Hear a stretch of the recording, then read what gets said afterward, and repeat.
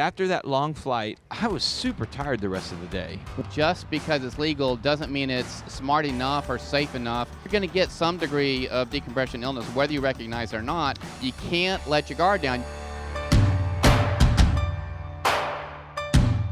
Your jaw dropped a little bit when we told you the story of our flight over to Sun and Fun at flight level 230, an unpressurized Centurion. Why is that? Well, it did a little bit. So I can jump into the story at several different levels, but right off the bat, I would like to say that unpressurized above 18,000 needs some extra information and education. That's kind of why I'm sitting here today. So I'm not really sure where to start with, but everybody knows about oxygen. Everybody knows about hypoxia. Anybody who's involved in aviation at all, everybody's heard of carbon monoxide. Everybody knows a little bit about supplemental oxygen. Most people have some idea what pressurization is about. Most of us in little airplanes are flying unpressurized. But there's more to high altitude beyond a certain level than just considering the oxygen and hypoxia risks. And so that's kind of why the jaw dropped.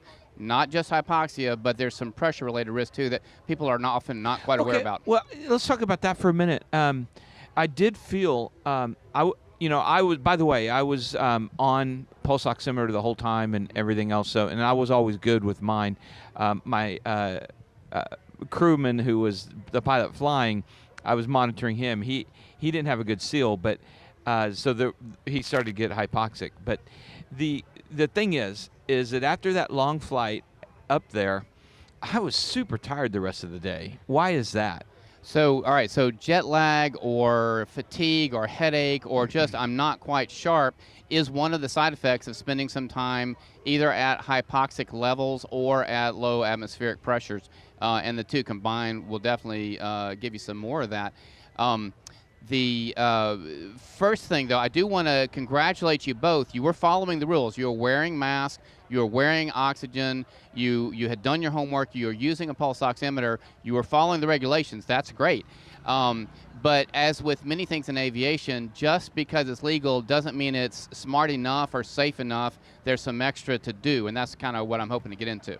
Okay, well, let's get into it now. Why is the magic level 18,000, now at 18,001, we got to be more concerned? Okay, so we're really talking about two separate problems with the respiratory system, and I'll go ahead and dispense with the third one first, right? Okay. So we got to think about oxygen, we got to think about atmospheric pressure, ambient air pressure, and we got to think about carbon monoxide. And let's just take carbon monoxide out of this discussion. That's a very important but a separate discussion. I'm assuming you guys did not have any carbon monoxide poisoning. I'm assuming you have carbon monoxide monitoring and detecting on board. Two different kinds of electric with oral warnings. Bingo. All right, so we're not talking about that today.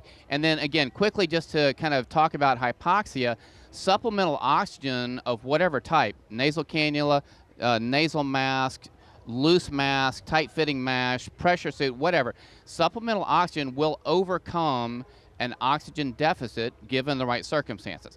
But there is another problem as you go into these higher unpressurized altitudes, and 18,000 is not a hard magic number, but it is where the data shows that risk starts to increase, that you may get the bends. Now, bear with me for a second. A lot of people watching this will have some familiarity with diving. A lot of pilots are divers. I'm a scuba diver.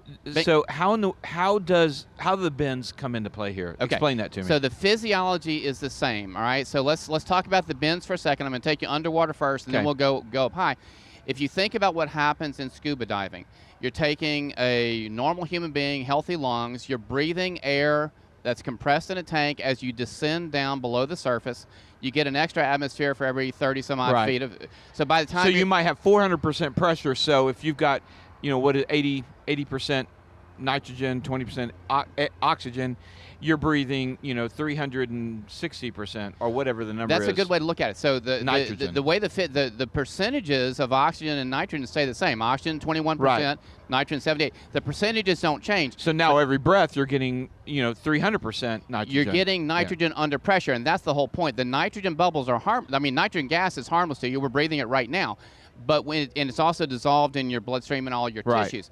But when you put the human being under pressure, you breathe pressurized air down at a low pressure, you dissolve more oxygen into your bloodstream and all of your tissues. And that's why when you're coming up from a deeper dive, you have to come up slowly, and maybe you have to stop and do some decompression stops to let the nitrogen off gas. All right.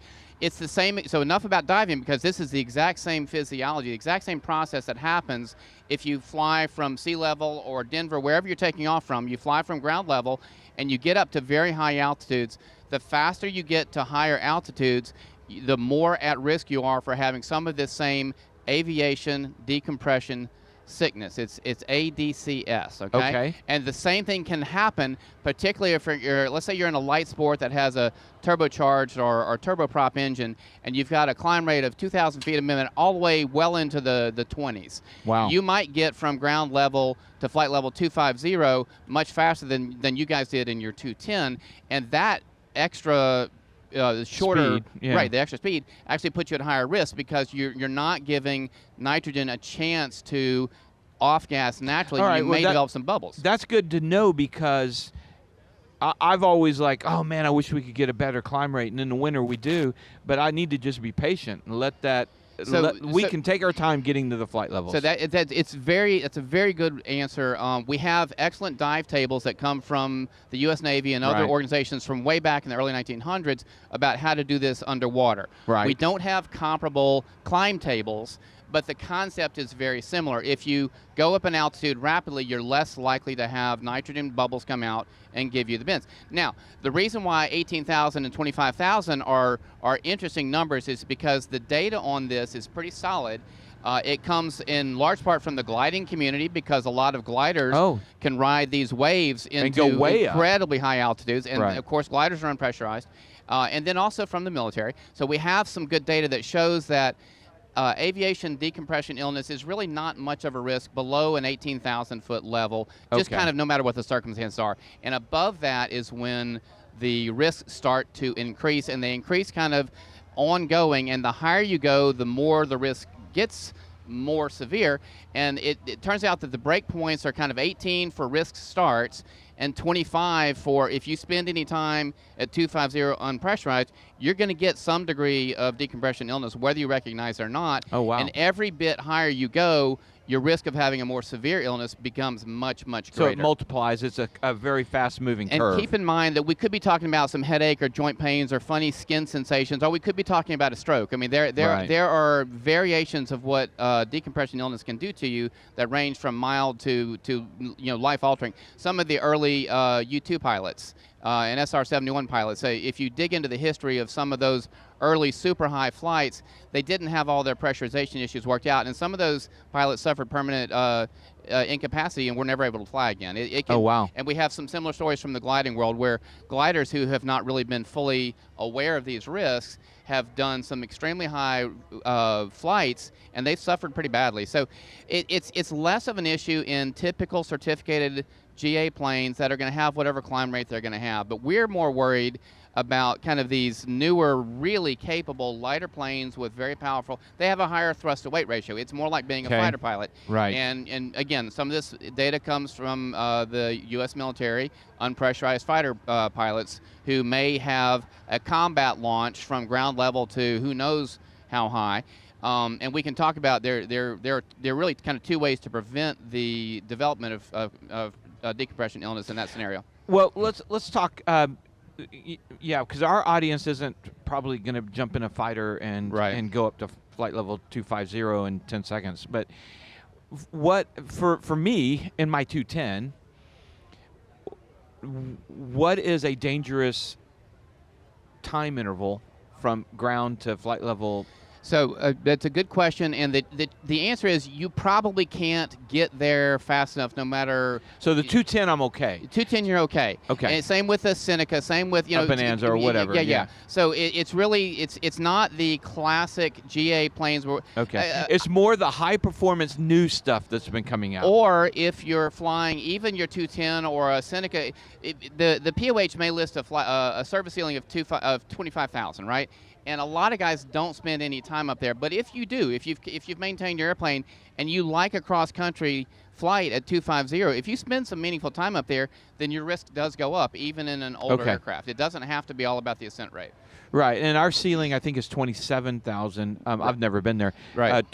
230 is the highest, and I matched that on the trip over here. But right, and then I want to get back to the story that you guys told us yesterday. And by the way, okay, so let me tell the story. Yes, let me please. tell the story. So in flying over there, I've got a student pilot who's part of my crew, and he is left seat, and he's the pilot flying. I'm the CFI, and I'm right seat, and I'm also testing some air medical equipment. So I actually have multiple pulse oximeters and carbon monoxide detectors. You're making my heart proud. Yeah. So I'm doing that work, testing some medical stuff in the right seat, and we'd been up there for a while. And actually, we filed at flight level 210, and we had somebody overtaking us, and they asked us to go up to 230, and that's why we did.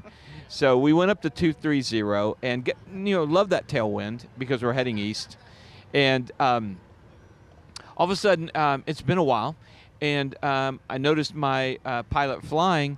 We're doing like a hard bank to the right, and I'm like, no, line us up. I point to the magenta line, or the compass heading, and he just continues to bank.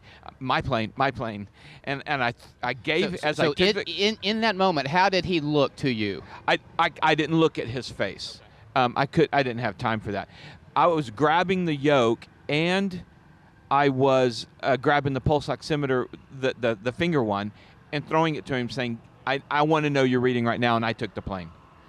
Okay. And so he's already back on. He was on his mask. He's got a very thick beard, and the mask. I hold the mask when I'm flying in my 210. I hold the mask because I've got the on-demand oxygen, and if I don't hold it, when I breathe in, it's not enough of a suction to activate it. Exactly. So I hold it, and he had used the strap, and I didn't really go over it with him. Like, you need to make sure you're feeling the oxygen come in and everything else. So I don't think he was pulling enough oxygen. Well, I know he wasn't because he gets the pulse oximeter and he's holding the mask, and with a little bit of oxygen, he comes up to 60. He came up to 60. Yeah. Okay. So and so then he wakes up and you guys fly on and live happily ever after, correct? Well, I did most of the flying after that, but okay. All right. So I just was tired. He was sleepy. He complained about being sleepy. Okay. All right. So again, I sincerely, from the bottom of my heart, good for you for having the equipment on board. Good for the both of you for being on mask, but it does highlight some of the risks. You mentioned the beard. In the ER, if we're trying to ventilate somebody and they've got a thick beard, that's one of the standard things. We may not be able to use a mask because we don't get a good enough seal. Right. You have to pay attention to the delivery mechanism. Is it a cannula? Is it a mask? Is it something else? But even a little bit of a break in the seal, the higher you go, the less effective you're going to be at getting that supplemental oxygen.